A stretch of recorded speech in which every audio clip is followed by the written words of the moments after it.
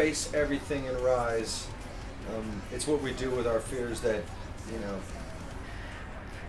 can elevate our lives or destroy our lives, you know, and place us in a paralyzing place, or evolve us to a place where we take our lives to that next level. And for me, you know, I lived paralyzed in fear for quite some time. Fear of what would life be like if I was sober, or what would life be like if, you know, I wasn't in a band, or what would life be like if I didn't grow up in a broken home, you know.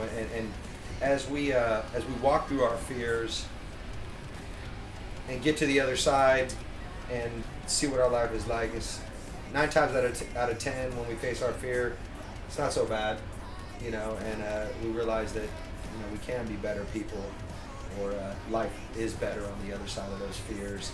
And sometimes, man, if you got a dream and you don't chase that dream because you're afraid of what might happen, or you're afraid of failure, and it's like, you know, you might grow old and be like, fuck, man, shoulda, woulda, coulda, you know, why didn't I do that, you know? We don't want to be those people. We work all together, we work all separately. It's any number of ways. I mean, for me, on this process of the record, the guys just wrote music and sent me, you know, gave me these songs, and I took them up in this little vocal booth I had set up, and I wouldn't come out until I thought I had something good. And I would lock myself in there for fucking hours. Yeah. I'm like, sometimes I'm like, oh, they're like, are you okay in there? I'm like, yeah. I'm fine. I'm good. I'm just working on this song. You know, and so it's done in a multitude of ways. And I think we're all very open to each other's constructive criticism. For the most part, I probably take criticism the worst out of all of us, you know, and it's just, you know, sometimes I got to smash that ego, and, you know, but then also, you know, sometimes I would try new things, but then on this record I had built up myself and my confidence again to where, you know, if I thought something was good, I'm like, this is fucking good, man. Like, give it another listen. Yeah. Live with it for a minute. We don't always have to, you know, or, you know, if you weren't feeling something, I'd be like, just listen to it for another day. Give it a chance, you know. And so and I kind of got that from listening. There's some Foo Fighters songs that I heard that the first time, The Pretender, I was like, that's all right. And now it's one of my favorite songs, you know. And so sometimes it's those songs that you don't necessarily love right off the bat that grow on you, that stick. Every day I wake up and I fall from grace. No, it wasn't difficult. The studio was, what, 15, 20 minutes away from the Strip. And then... No, it was only like 10 minutes from the Strip, dog. That's like, how many yeah. It felt like that far, but yeah. We had a house, we rented a house that was away from the Strip as well. No, we're not young guys. We don't, like, go out and party every night. And there was a couple of nights where we went to the Strip just to see shows and stuff.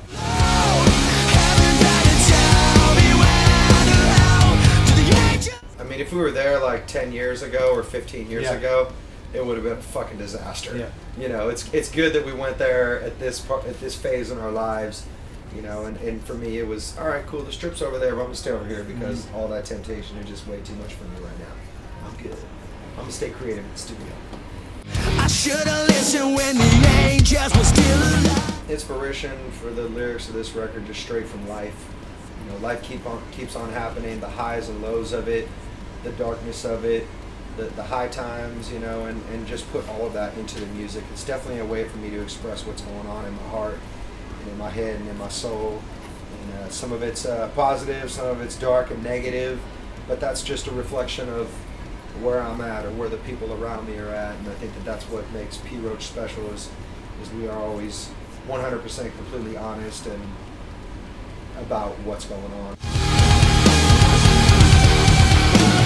I think in early 2000s, it was very common when the nu metal genre was popping.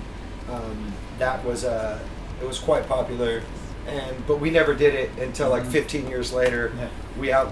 We lived out our nu metal dreams to feature a hip hop artist on a Papa Roach track, and so yeah, it was the first time we've ever. No, we did a song with Black Eyed Peas years ago. That's true, but not for our. It was for their record. So, you know, I think collaborating with artists outside of your genre is cool. I'd like to collaborate with an artist from the electronic music world.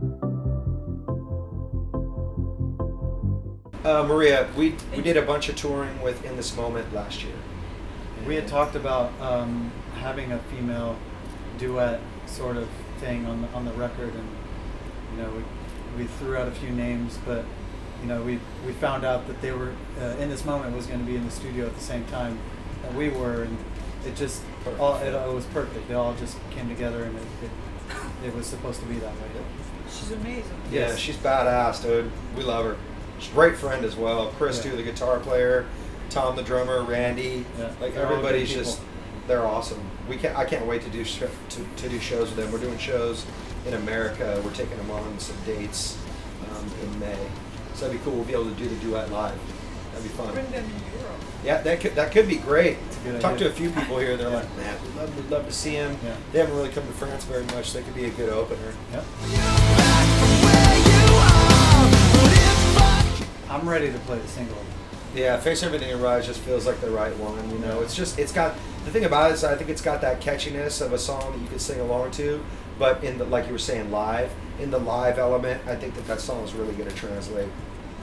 We did it in rehearsals back in Los Angeles before we came out here, and we're like, November 4th is when we're dropping the single, so we're going to debut it in Helsinki, Finland, and it's I can't wait.